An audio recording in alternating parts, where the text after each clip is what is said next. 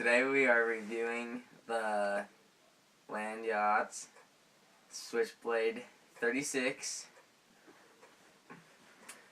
and I just got this today from a friend. I know. Okay.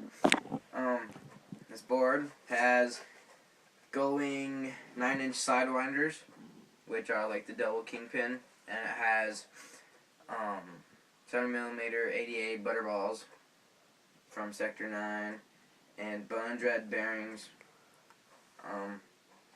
Board has, I believe, a 1-inch drop, and then it comes up another ½ an inch.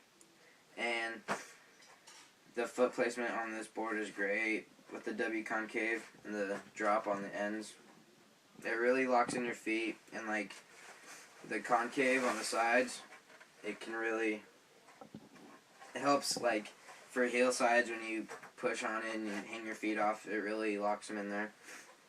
And this board is a drop through, which I like about it, because with these sidewinders it really helps a lot with a lot of different slides.